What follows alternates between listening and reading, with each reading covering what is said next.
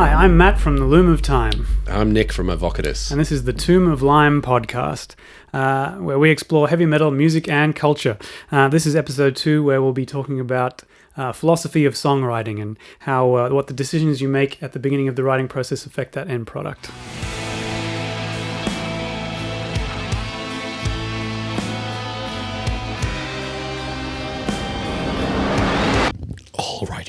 Alrighty then. Tonight is the night, Shieldsy.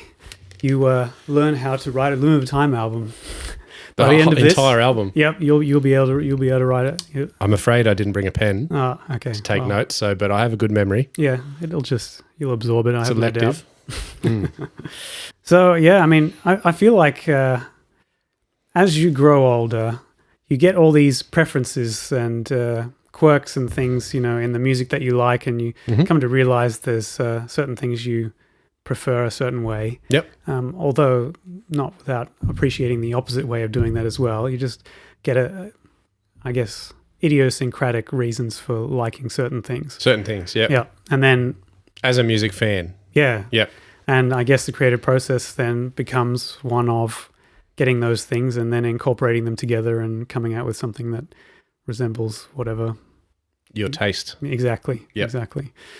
So we know some context now after talking last week about how I was desperate and jealous and an introvert and that I wanted to make sure that it got done and was really realized in the real world. You didn't miss the boat and all that. Yes, yeah. So knowing all that stuff is in there, knowing that that was a focus of why I went into it. Practicality is one of the main things that came into it when we started there. I was going to say we'll start with lyrics, but because that's the way I write.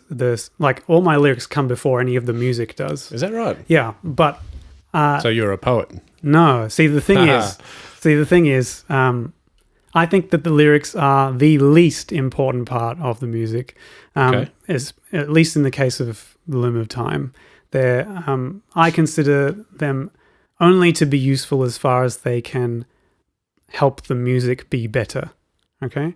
So there's no importance to them to me other than that. If they can't serve that purpose, they're out. And it makes sense because you can make an instrumental album without an issue, and it can be a good instrumental album, right? It's not like they're so necessary that you can't do without it. Otherwise, I think more people would be poets, and there'd be probably more poetry recitals instead of metal gigs, but there isn't. There's metal gigs where people do sing lyrics. Not that we're aware. Well, yeah, maybe you're right. Maybe there's an underground poetry scene that we don't know about. It's interesting that you say that the lyrics, you consider to be the most, the least important part of your process, and they serve only the purpose to make the music better. But for all the fans out there, like if you read these lyrics, they're incredible. So these ones. I guess we'll get to why I wrote them the way I did later. Sure. But for now, the reason I wanted to mention it first is because that's where I start. And the reason I do that is, I guess first off, to write music, you kind of have to be sitting at a computer with a guitar and like an interface and software, or like nowadays. Time. And you could do it with paper and some score sheets and but the point is there's a slight abstraction to it that at least when it comes to writing lyrics, all you'd need is your smartphone or a piece of paper and a pen. I couldn't be sitting on the bus and just form a riff in my mind. Right. So the lyrics can come to you at any time, and so it's easier if you just when the mood strikes you, whatever, to write something that you go for it. And basically with me, I'd be thinking about this, that, or whatever, and then I'd come up with some little rhyming phrase, just 2 lines of the song, and I'd be like, all right, that's it. I've got the core piece, okay? Yep. And then I'll just go, all right, I just need to sit down for 20 minutes and then hash it out. Yep. And that's what I did. So each song just came to me at some point, and I've gone, all right, here's some cool phrase that I've come up with. Yep. I'll just pump out a song to go around it. And 20 minutes and it was done. And it was nice because the lyrics then give you a structure to do music onto. So what you might notice, I haven't really measured that out, but I have this feeling that the songs that are longer will have more lyrics written for them, and I just came up with more on that spot. Okay. Yep. And so when it came to write the song ends up being longer just because there's more lyrics in more it. words to say. Yeah, exactly. Yep. Exactly. And so, the point you've sung the last lyric, you're like, well, it's probably time to end the song then, and then you write an outro kind of thing. Yeah. So it's a simple way, a practical way of just dealing with knowing when to end is probably part of why that's important. Correct me if I'm wrong. I've been listening to this a lot lately, and now that I think of it, I've never consciously thought of this before. But there's not necessarily any choruses or repeating parts of your lyrics. No. There are no repeating parts of your lyrics. No. And there's no repeating parts of the songs generally either. So this was one of the ideas that Awesome. I came up with in, just one of my little preference things that I came up with is that I kind of thought of it like when you watch a film, it's not like they'll have a big action scene and they'll be like, wow, that was really cool. We need to drum that into the audience's heads. We'll just do it again later in the movie, right? It doesn't work like that. No, there's no like verse, chorus, chorus, bridge, chorus exactly. in a movie. No, there is not.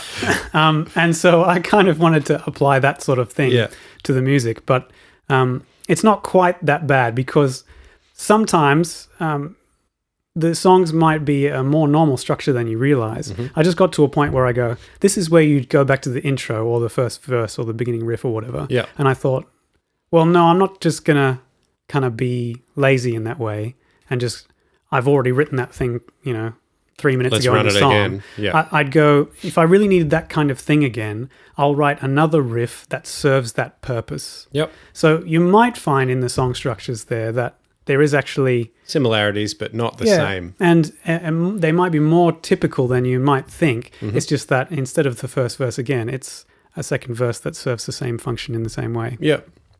But yeah, the songs were actually the whole album, I think, was written basically in this way. I'd sit down and I go, all right, I need to start a song. I'll write an intro riff, and then I'll come up with something, and then I'll go, all right, what does it feel like it needs next? And then I just write the next piece chronologically.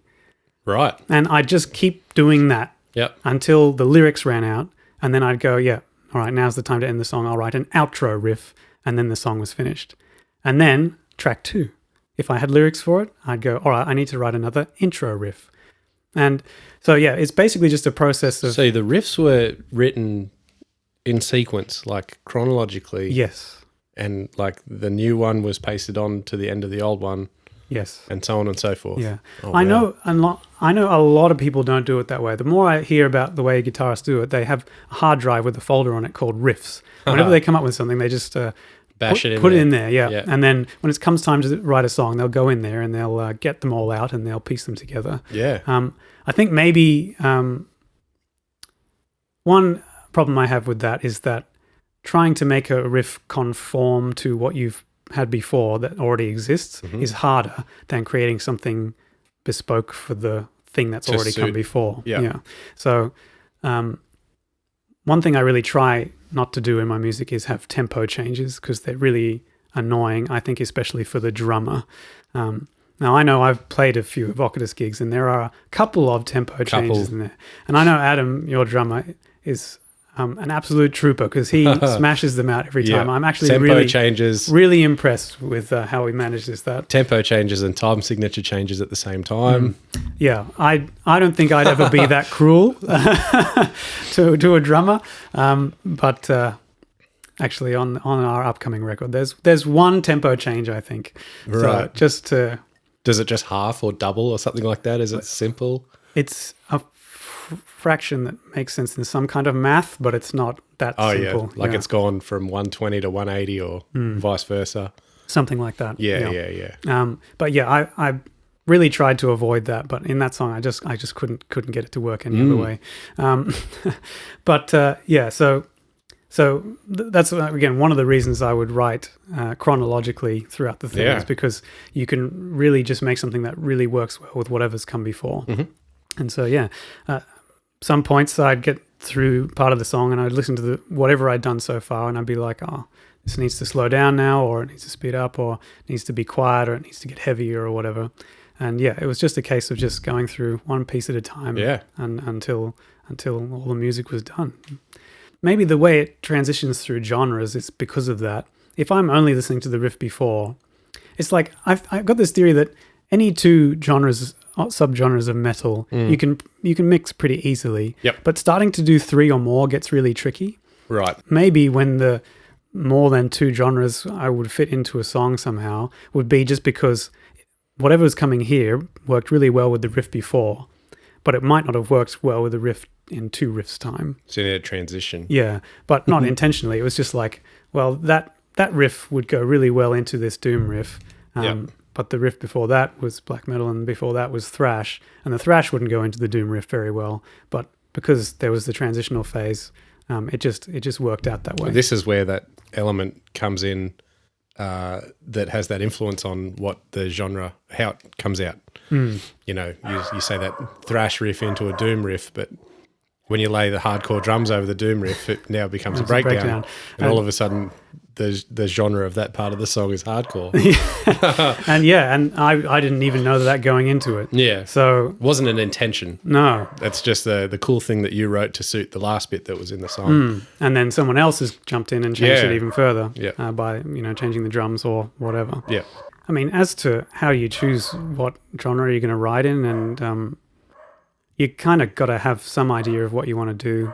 I think that's why it helped to know that I wanted to play it live, because, the punters want a certain kind of thing. I know, and you thought you were surprised that I would write something with the audience in mind instead of my artistic integrity or whatever. But yeah, no, I do, because I thought, there's some music that sounds really great in the studio, or it sounds great live, but there's a certain expectation with certain kinds of bands and certain kinds of gigs where people go to just have a good time. The compulsion you had at the time was to get something out there that people could hear that you've done, and playing to a live audience is part of that. And I don't want to say like pandering to the audience and their expectations, but I feel like sometimes a metal show and the lineups of metal shows can be fickle sometimes. Especially in country, I think, like ours. A regional setting that we're playing into, we're not in Sydney, right? Where it's more likely you can play back-to-back shows to new audiences rather than the scene that, that we found ourselves in, where we often play the same show to the same people a few times a year. And it's fun, it's great, and they love it and we love it, but it can be overdone.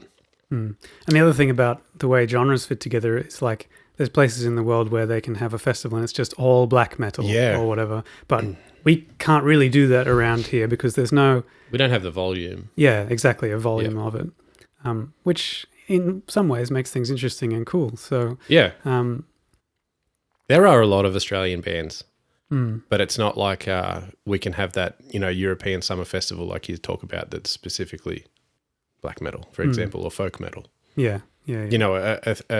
A particular subgenre that you would have a festival built around. Yeah. Aside from the bigger ones, like Brutal Assault and Download, and where they have everything. But it reminds me of this festival, Scream Fest, that they had in Sydney many years ago, and it was like, Sonata Arctica playing the same stage as Dark Funeral and Cynic and Ed Guy, and it was just like it was a real melting pot. Yeah. But they were all international sort of bands, but from widely different genres. Yeah. I think even one of the guys, maybe it was lead singer of Ed Guy or Cynic or something, mentioned it. He's like, it's weird playing with all these guys, but I like it, Yeah. Like we don't play with bands like this normally, there's usually a theme to it. Yeah. But in Australia, well, I guess we don't have that. We didn't have the luxury to have that many bands of a similar, family or whatever. But knowing that the crowds around Newcastle, I think certainly do go out to a metal show. And I think especially when you're going to see a band you've never heard of and never seen before, you need to have a certain quality in your live show to make it enjoyable. Yep. And if it's too far off base from what people might expect or might enjoy, like when you pay to go to a show where the headliner is a band you're really into, it's like, you know what the genre is, you know what to expect, you know what you're going for. But when punters just go to a metal gig where they just know that local metal bands, whatever they are going to play, I think they just want to go and have a good time, and they want to bang their heads and they want to mosh, and I think I had to provide some of that in the writing. So I think there's a lot of places on the album where I could have done something spacey and atmospheric and just sort of gone off the proggy rails, but I didn't. To suit your own artistic but ego. Because I although, I do think even in the big bands that do that kind of thing, sometimes they lose the crowd a little bit in those sections, depending on the crowd. Changes the crowd. Well, yeah, and I think depending on the band and depending on what they're doing and so on, it can be great. Like, there's Opeth did a DVD, Live at Shepherd's Bush Empire. I don't know if you've seen that one. I think it was one of the earlier ones. I think it was just after Deliverance Damnation. And they played Damnation in its entirety. Yeah. But I remember being almost a little disappointed, because during the final Damnation song, which is quite a mellow number, you just hear people talking. Just like the whole crowd is just mumbling to themselves. And I'm like, listen to the damn music, people. And I feel like that's a thing that Opeth happened, like it happens to Opeth now.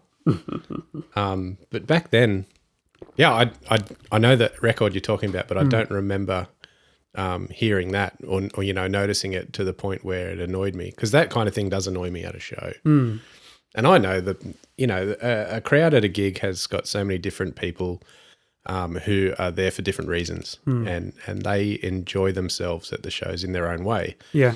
Except when it's at the expense of other people. That's where it irks me that little bit. Yeah. I mean, yeah, I can't imagine if someone was in that crowd enjoying the music that they would have been perturbed by someone else having a conversation next to them, as long as the music was loud enough or whatever. But I think it just, even if it's really good and mellow, it's a very different atmosphere to when all the crowd is just going crazy and jumping and moshing, and that kind of engagement, I think, might have been necessary for us to get our foot in the door in a metal scene like the one that we have in the local area. Yeah. So I did write with that in mind. You released your record before you hit the stage, is that right? Correct, yeah. So I think straight away, and this is from my experience as a fan, that this record took everyone by surprise. And then when you took it to the stage, everyone's like, this band that made this record are playing a show. We're going to that show. Yeah. Not knowing anything about how you are as a live performer. Because that happened, you hit the stage as Loom of Time before you ever played a show with Evocatus. Is that right? Yeah. Yeah. Yeah. So there you go. Nobody knew who you were. No. Other than that artwork. Yeah. And what it sounded like. Yeah. And if you remember, though, I wasn't sure that with the musicians I was getting on board, because I had to essentially thieve them from other bands, that they would be committed enough to be able to play a show with the Loom of Time. That's not uncommon, though. Putting together a new band. Especially in metal, everything's pretty incestuous. Yeah. I guess I didn't know... I didn't feel like I would want to be comfortable trying to steal someone to the point that they would have to sacrifice something they were already doing. Yeah, sure. So I didn't know that there would be the commitment there to get us to the stage. So that's why, yes, we definitely released an album first. And maybe that was to gauge audience reaction. Like, if everyone hates it, no one's going to go to a show. We're not going to get any gigs. So why practice? Maybe something like that. Maybe a little pessimistic, but... it was hard to judge, You got some great gigs out of that, once the record was out and people were, loving it. Yeah, the played a couple of shows. Yeah, the promoters and guys, they helped us out. They were good. The scene was welcoming. It was nice, Maybe it helped that we had friends like you guys who were all part of the scene and and we're all there to help each other out. But yeah, I think that was a good response, and I was very happy. Really good. Yeah. Being that Loom's been shut down for so long now, I'm hoping that we'll be able to get some sort of return to that, in the wake of the release of another album as well. I'd like to think you'll be okay. Pending anyone returning to the stage. At you're time in the same boat as anyone else. Yeah, we're in a post-COVID world right now, so see how I've seen a few gigs popping up, actually. There's even one at the Hammer coming up. Yeah, okay. On the last Friday of this month. Oh, wow. And it is a seated gig at the Hammer. Okay, nice. So good luck with that, Hamilton Station. Yeah, it'll be interesting how we transition back into it. But by the time anyone hears this, it might be all done and dusted, and everyone's back into the swing of things. So, third lockdown. Don't say it. But yeah, so I think that the music might sound a little stream of consciousness because it just moves through from one piece to another rather than like it sounds like it has a plan almost. But I think it generally moves from most of the time riff to riff that you can bang your head to and mosh and be exciting and energetic and so on. When I look at most of, especially pop music, that they've figured out this formula of verse, chorus, bridge, chorus. I don't think that that we like that because we're used to it because it's been forced on us. I kind of think that structure has come about because people have worked out that's how people best receive music, to have it memorable and catchy and all those things. I think it's kind of like, although it's been going on a lot longer than the algorithms of today's social media go on, I kind of feel like it's almost a natural thing that we've discovered is the way that music works. Rather than invented. It's been a discovery. Yeah, and sort of honed to the point where it is. Yeah, it's like a golden ratio. Yeah, exactly. Yep. Yeah. And so I think that... like 4-4. Yeah. It's easy to understand. Yeah, yes, yeah. And easy to digest, I suppose, for people who are listening. That's right. And that's good. And I mean, there's a reason that it's so popular. And I think that humans might have discovered that's how basically we're wired as far as our attention spans go and how much we can hold in our minds and how we can sort of recognize patterns in the music and all those sorts of things. But when you break that, it is a dangerous thing to do. But there's a strong heritage of breaking it in a way that's good. Like I said, it changes the audience. It does. You don't lose people. I mean, you do, but those, that didn't matter. You've now attracted different people. Yeah. To listen. I guess, or be engaged. Like when I first heard like Dream Theater, I thought 13 minutes was the new standard. Like that's how every song is going to be from now on. And Opeth solidified that pretty much as well. But none of the songs on there go that long. I think even though that was my proggy taste for a long time, and I thought that was definitely the kind of thing I was going to do. And certainly before I was writing for the Loom of Time, I was probably pumped out a few things like that. Yeah. And I could be like, I can write this as long as I want to. Yeah. At some point, I guess I felt differently when it came to the kind of music that was coming out of me. Okay. Because how Loom turned out. Yeah. I think maybe because it's, even those 13-minute Dream Theater songs come back around to something from the beginning to round things off, and people feel like when they say progressive, there's pieces of the song that still build on the old pieces, and there's motifs that reoccur and so on, and there's all an artistry to that. But I guess I sacrificed a lot of that to do things the way I did, but it wasn't without cause. I did want to challenge those things in a way. Have you heard of this author, Terry Pratchett? He writes fantasy novels. But Terry Pratchett, he doesn't have chapters in his books. And there might be some, but basically it's just a huge wall of text. Okay. And like when asked about it, he's like, you're an adult now. You don't need chapter divisions to know when to stop reading, if you know what I mean. Yeah. Life doesn't happen in chapters, at least not regular ones. I can see what their purpose is in children's books. I'll read to the end of the chapter and then you must go to sleep. But I'm blessed if I know what function they serve in books for adults. Terry Pratchett.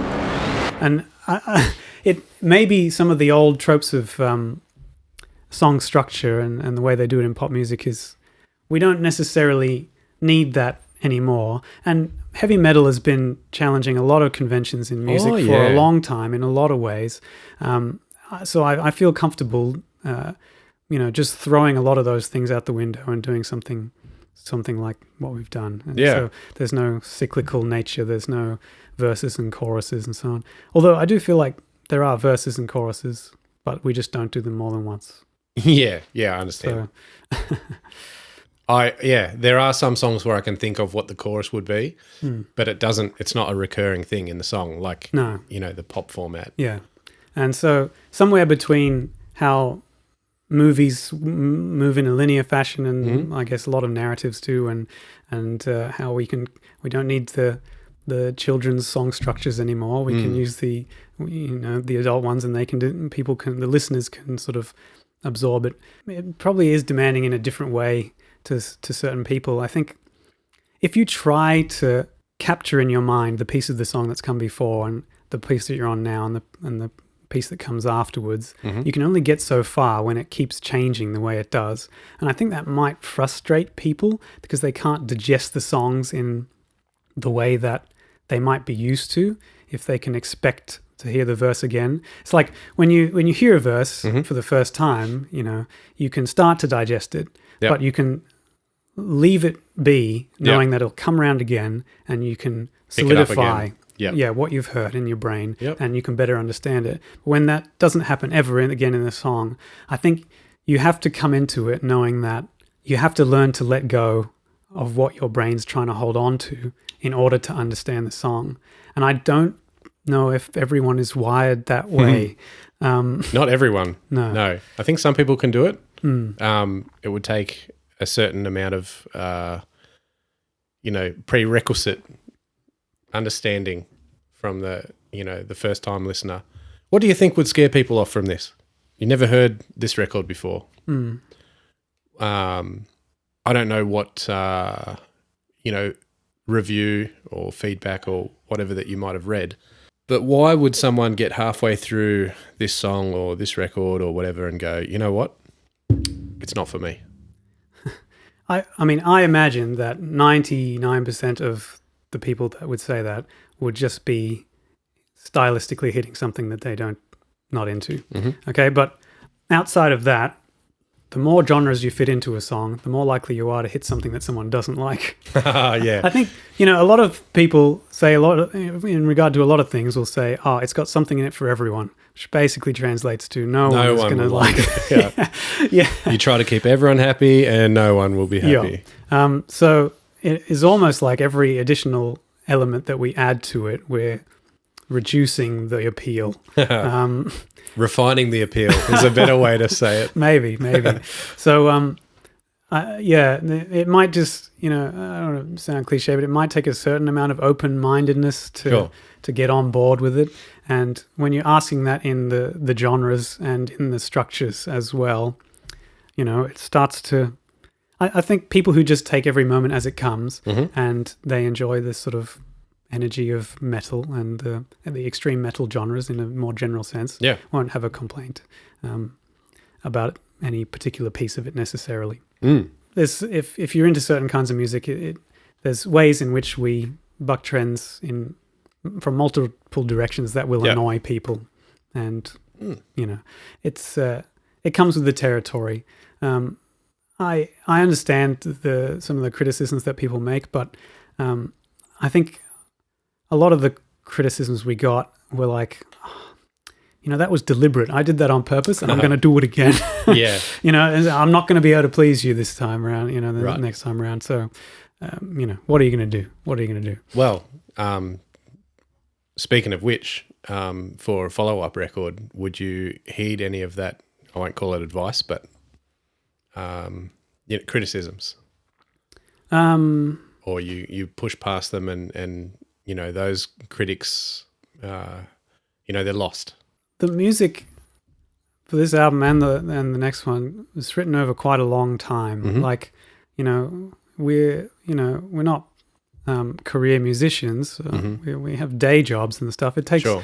The way I kind of got it done was in very small increments at a time. You'd snatch a half hour, an hour, or whatever at night after you come home from work, before you go to bed, and your other duties, whatever you do in the home. Yeah. And over a very long period of time, it comes together. And because, like I mentioned, the way I write is chronologically all the way through. Yep. It's like having an overall plan to heed one piece of advice that are going to apply to all the songs is like almost impossible. Yep. Because it's too long to hold it in my head for that long, and my tastes change and the way I write changes over the course of the time it takes me to write it as well. So there were not necessarily any rules set out to start with, like this song needed to not be more than 7 minutes, or the time signature or the tempo change thing that you tried to keep. It's like all of these things that I say contribute to the way I felt about the music and the trying to make it practical and all that sort of stuff. They're all going to be contributing to how I ended up writing them. Yeah. But as for solid rules, no. Does it sound like there was a solid rule? I guess the maybe it's like the rule is there are no rules. The rules I set for myself were more around the practicality of it, making it good live. Yep. I originally wrote it. One of the other parts of the practicality was to write it so that I needed to involve as few musicians as possible, but to still be able to get an actual live band together. Yeah. So that would mean I would be able to play the guitars and do the vocals at the same time. Yep. And I wrote it to be for basically a 3-piece, so that there would be one guitar, bass, drums, and then I would do the vocals. That, to me, that meant the least chance of having a logistical issue of getting people together to get it done, to muck it up. So in that sense, it was written in a certain way. And because I originally just wanted to do live and that was my end goal, and because that shifted at some point and I gone, oh no, I need to make a recording so that it actually gets made. Can travel out into more ears. Yeah, exactly, because I may not be able to get musicians to commit to a live band. I then went back over all the music that I had done and updated it into a studio version, which basically just meant adding lead guitar layers and extra vocal parts and so on. Oh, man. Thank Christ you did. Because how good did it turn out? Yeah. I think so. Without all those layers, I think there's still a core of a song that works. Yeah. There's some bands that do quite complex arrangements, and it's hard to imagine how you would do them with anything less than the band that they have to do it. Because if there's a huge sax break or something and they've got no saxophonist, then you're going to have a struggle to do it live, right? Yeah. But with all the Loom of Time's music, because it's basically built for a 3-piece, there's a core there that will always work, even if pieces fall off, as it were. Yeah. So without those lead parts that I did put on there to make the studio record more interesting to the guy sitting at home, it still functions as a song, still functions as an album. What's missing from your live show that's on the record? This album is a pretty practical one, so it's pretty well there. It's mostly, I'd say, lead harmonies. So and there are parts where it's nice to have the two rhythm guitars doing something different from each other. Yeah. And so not all of that would get to this stage. Right, because you'd need more guitarists. More than two guitarists to get it to work. That harmony you can do with a pedal? I mean, maybe it could be done. So, sure. I mean, there's ways to work around it. But I don't feel you necessarily need that stuff a lot of the time. The thing is, when you're playing a live show, the live show has other elements that occupy the parts of your brain that you're using to absorb the music, if you know what I mean. As a player? As the punter. Yeah, sure. So with the performance of the guys that are actually there, the crowd jostling around, the lights and everything, it's taking up the capacity that you have to pay attention to things. And so I think those kind of things mean that you don't feel like you're missing anything when you're listening to that live music. Yeah. But if you were just to take that recording and pump it out in a CD and say, this is our album, it wouldn't be as electric as it would have been sitting in a pit, of course. So when you go to write a studio album, I think it's almost, well, it was important to me, rather than just to go, all right, we're not going to do anything on the album that we couldn't do live. I'd say, all right, we're going to do stuff on the album extra that you couldn't do live to kind of replace the energy and experience and so on. It's the difference between, say, a film that you see in the cinema and a stage theatre production. Sure. You know? I guess it's not like one is less than the other. They've both got different ways that they're artistic and so on. Yeah. But you do them differently. People don't generally you wouldn't make a theatre production and a movie the same way unless you're just filming a theatre production. But people know it's a theatre production. That's right. It's not really like the typical studio film. It's not the same as being there. Yeah. And so when you make an album, I think you're doing the studio film rather than the theatre production. Yes. Which means you can do as many takes as you want, and you can add more complexity to what's going on. Explosions. You can do certain special effects, that you couldn't do in a because I suppose visual effects that you couldn't do in a theatre production. Well, you shouldn't do explosions in a theatre, but probably. You can. But you shouldn't. No, that's right. So those extra lead parts and those extra vocal parts, they're like extra details that the person who is now sitting at home or in the car or wherever, and their concentration is more focused on just the music and not what they're seeing as part of that, that they will pick up more of that stuff. Yep. And it'll occupy their mind a bit more in that way as well. Did you set out to write a ballad? So I felt like this album, when you're doing something like this, you kind of treat it like it's the last thing you'll ever do, right? Because writing the record, making the record. Yeah. The last thing. It might be the last record you get to make. It might be. Okay. So it's not like you should pull some punches and save your best material for album number 2, because there might not be one. Sure. So when I wrote this, there's certain things that I wanted to do for the sake of the experience that I would get from having done it like the heroes of the records that I listened to. Yep. So going into the studio rather than just doing it in my bedroom was part of that. And perhaps some of the ways that I wrote the songs were like that as well. And I think the ballad is kind of like that as well. At the end of a lot of records that I really love, they stick a ballad on the end. And it's like, are you really a rock and roll album if you don't have a ballad at the end of your album? So it's kind of like a tick box on what I wanted to do as part of the experience of making a rock record, making a metal record. Was that the aim at the outset, though? Did you know that particular song would end up being a ballad, or when you first started penning the lyrics? Did you pen the lyrics with a ballad in mind, or you? I think I must have, because one of the principles I had for lyrics, and I suppose we'll start talking about lyrics now. One of the principles I had there was the content of the lyrics and the way you wrote them had to match the emotional intensity of the music. Now, I know I said I wrote the music second, but I knew what kind of music I wanted to make. It's not like I would sit down to write lyrics and then go, I'm going to have to write a jazz song for this one. I wrote jazz lyrics. No, I wanted to make a death metal record. Scoobity-bop? Yeah. Scoobity-bop. Okay. So I had to make, I knew I was making a death metal record. Yep. So I was like, all right, I got to write aggressive lyrics to make it work properly. Yep. And I think the lyrics on that last song aren't as aggressive as the other lyrics. So I must have known in that case that I wasn't writing as an aggressive death metal song. I would argue those lyrics in your ballad, less aggressive, but if you perform them aggressively, they still fit. Yeah, well, I guess delivering metal vocals is in a lot of ways, it's kind of acting. There are, I'm sure, a lot of artists that don't, and it's an outpouring of real emotion from those people, and that's great. Otherwise, it's an act. Yeah. But a lot of the time, it's at least partially acting. Yeah. And it's no different from me here. I was definitely acting. I know, I like death metal.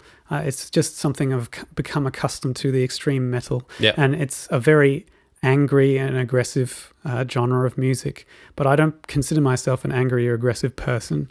I'm exactly the same. Yeah. For that principle to work, where we had to write aggressive lyrics so that they would match the music, I had to write in an aggressive way that was perhaps contrary to my nature in a lot of ways. Yeah. So there's a certain level of contrivance there. Mm-hmm. And so, yeah, there's some acting that had to be done. In one way, I did want to keep that a little bit to a minimum, because if there's too much of it, it's too disjointed, then it can be jarring. There are certain records that, I don't really want to name names and complain because I really love them, but I will. There's a record by The Ocean called Heliocentric, right? A really great record. I don't know if you know that one, but it's really good. But the first song on that record, I think it is the first song, is just a passage of like verses from a book that was rejected from the Bible or something like that. Okay.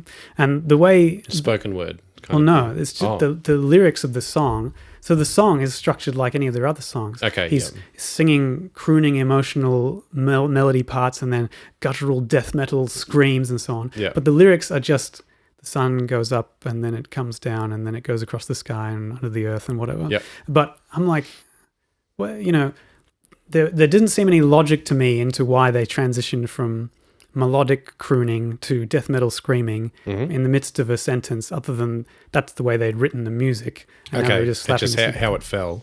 Yeah. Yeah. And as much as that band is really great, and that record is very great as well, that maybe that song, it was... Irked you a little bit. Yeah, well, it's just one of those little preferences that I built up over the years of listening to music and gone, I'll try to avoid that if I can. So I knew I was going to have to act angrily, so I need to write some angry lyrics. And I knew that in order to make the album more achievable, I wasn't going to invite any other vocalists, so I knew I'd be doing them. So I needed to write angry lyrics. I needed to if I knew I'd be performing them, I needed to write lyrics that would be interesting to me so that I would give a better performance. And again, all these things I'm talking about are just so they add to the music better, right? Yeah. So you can see where all of that comes into it. It's all about the music. I don't mind the contrivance. I don't mind an emotion I'm not, prone to in real life, because I know that it's going to serve the music better. Right. And I suppose when it came to topics, it's a sort of an exploration of philosophical questions and, those sorts of things, just because, I was interested in that stuff. And I don't have a lot of time to read books, but I do try and read, and I kind of try and almost alternate between leisurely novel type things that I just enjoy for my own pleasure. Yeah. But I would never, consume any media without going, how can I learn from this? But the point is, I'm not trying to better myself that way. Sure. But, and then I alternate and go and read something that's not as enjoyable to read, but I might learn from. Yep. And I was reading, I think before I started work on all this, I was reading Thus Spake Zarathustra by Friedrich Nietzsche, which is like, it's a book where he presents his philosophy, but he does it as if he was writing an ye old religious text. Yeah, right. So it's a weird read, but it was interesting to me. I found it interesting, so I thought, all right. So I took the concepts that I was thinking about, nihilism and moral relativism, and I got to go, all right, I got to get these things, I got to write them angrily, and I got to write them so that I can take the ugly bits out of those themes and make them into song lyrics. Yeah. One of the other principles I had with lyrics is that I feel like heavy metal in its original days, in its original form, was quite kind of scary and countercultural, and that, it... On purpose.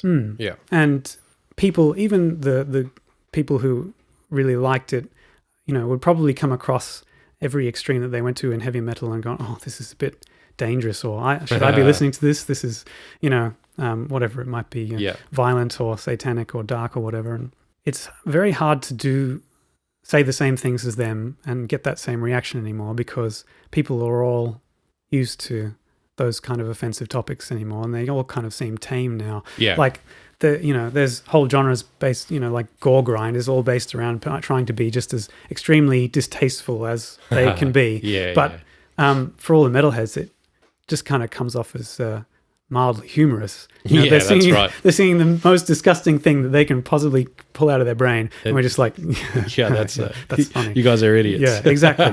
It doesn't have that dangerous element to it, even though it's the most extreme extension of what heavy metal might have originally delved into in the past. Sure. So it was like, how do you recapture the way that heavy metal made a lot of people feel in those days? How do you recapture that dangerous element? And so it was, I guess what I wanted to do was try and start to be critical of or chip away at some of the things that underpin how people feel about the world now. Now that it's changed in the way that it has since heavy metal started. Because even though that's unlike what heavy metal used to be, and it's unlike what it was originally, and it's unlike what the black metal guys were doing with all the satanic imagery and so on. I was trying to capture that kind of feeling in the modern age. Yeah. So it was, they had their time criticizing religion and organized religion, and that's fine. But nowadays to do that, it feels almost just like it's beating up old people, or bullying old people. So what do you do? I mean, it's. I think this record is, lyrically is showing a mirror to society. Look at yourself. Yeah, it's asking people to look at the things they think. It's saying don't take things for granted about the way you feel about human life or the meaning of your life, and it's saying but I don't want to actually. There's a lot of there is some nasty stuff on there that I don't believe. Okay, but I felt it was good reflection tool. So it's to say, look at the way our preconceptions are now, as opposed to the way they might have been 40 years ago, or whatever, which was appropriate for those guys when they were reflecting on society back then in that way. We're doing something different now. So I did want to challenge people in a way that, I guess would offend them, but I'm not trying to be some troll who's just wants to hear the rustling of the jimmies. Okay, that's not my goal. Although you're not rustling anyone in particular's jimmies. No. The album's probably just a collection of straw men, really, in that regard. But it's almost like hopefully there's something that will offend everyone in some small way, but not because. I'm certainly offended. Not because I enjoy to watch that in people and I'm trying to make people miserable, but I think one thing that people need practicing, and it has been throughout the ages, I suppose, as well, is that being confronted with things that we don't want to hear is a practice skill. Yes. And if we lose that, or we're less able to deal with what might be the truth. Yeah. And so it felt like, there was some important role that I could have there, where I could challenge a whole bunch of different, what we might call core, notions, preconceived notions that people have that they didn't think to challenge because everyone takes them for granted. Right. So it was like to say, no, okay, we're not going to take them for granted. I'm going to challenge these things right down at the bottom of what you believe about yourself.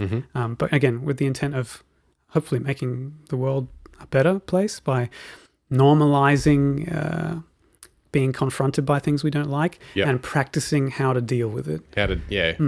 So I hope that people don't listen to it and feel like, wow, this guy's a monster, or that I'm just trying to offend people. I don't think for me, again, as a fan and a listener, that I would read these lyrics or hear these lyrics from you and say, oh man, this guy's a monster. I think people listening and understanding the lyrics would be like, oh, We are monsters. That's I'm the monster. You're just the guy who pointed it out. Okay. That's no fault of you. That's my fault. Yeah, okay. Yeah, I see where you're coming from there. Well, I mean, hopefully that's the way it goes. That's how I heard it.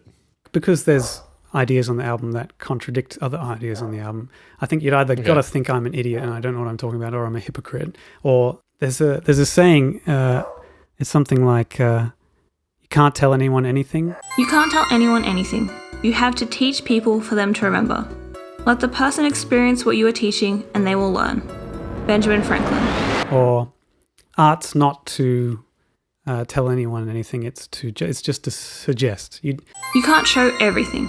If you do, it's no longer art. Art lies in suggestion. Robert Bresson. Okay. Art's just to suggest things. Yep. So, yeah, I hope there's a balance in there that people realize that. But then I start to think about, start to get self-conscious and go, surely if I wrote those lyrics, those things are part of what I'm thinking and how I'm doing with it. But, yeah, I hope people realize it's in good faith and that I'm not trying to make things worse. Yeah. Music, it's just entertainment, folks. Yeah, well, that's it. I think, I said the lyrics are the least important part, right? Mm-hmm. So I would hope that most people don't listen to them and that they just listen to the music and then, well, I feel like most people do that for most music. Yeah. And maybe you're right. Yeah. It was actually kind of weird. It's when the album started reviewing. Yep. I'd read so many reviews for different albums for different bands all over the place, mm-hmm. And never, throughout them all, not seen a single mention of the lyrics. And I kept getting these reviews where they picked up on the lyrics and said, "Oh, this, and this." And I'm like, "What are you doing?" It Talk about guitars. Yeah, it's like, why would you give me this double standard where you're looking at my lyrics when none of these other bands? It's rude. It's because your lyrics are super interesting. Yeah, well, whoops. But no, I think the lyrics are there kind of like just coming up with weird metaphors here. I think the lyrics are like, if you go into a display home, right? Yeah. And someone's going to say, "No, you can't use the toilet. It's not plumbed in," okay? Or they're going to pick up a piece of fruit and they go, "No, that's a wax. You can't eat that." Yep. But not everyone's like that. Not everyone goes in there and tries to use the toilet and eat the wax fruit in the fruit display bowl. home. All right, but for those people that are like that, all right, I wanted some depth to be there, so that they could go in and they could go, "Oh, they can use the toilet." And yes, eat the exactly. mandarin. Yes, yeah. So on the set of a movie, you can kick over the crowds because they're just made of cardboard or whatever. Yeah. I think I would hope that most people don't pay that much attention. But for the people that do, I wanted some depth to be there so they had something to chew on. And that person, that annoying person out there who's just like that and likes to go and kick over the fake stuff on your movie set, that they would be able to go in and go, "Oh, there's something here for me." Okay? It rewards the people who do want to go deeper into it if they want to, but it isn't necessary. And that's the thing. It's not necessary. You can just, blindly headbang. Yes. To the whole record. Yes. If you want to look further, you can, but wouldn't encourage it. Not necessary. Not compulsory. And yeah, I think there's lots of art forms that are like that. They put extra details in for those people who like to go through those things. Well, that's the cool thing about music is when, for the listener, there are no rules. They don't have to listen to the lyrics. They don't have to understand the lyrics, which is good when you're talking about, gore grind. Just bang your head. You can't understand what he's saying anyway. No. Don't read the lyric booklet. No. It's terrible, terrible things. Yes. It feels like I just had all these almost disparate ideas of what I wanted to put into my music, and I had to find the middle ground of where they all fit together. Yeah. And so that's why the things came out the way they did. Just trying to smush these elements of things that I had these thoughts of over the years, listening to all the music that we listen to and gathering our little preferences and idiosyncrasies and trying to make it fit into a cohesive thing. Yeah.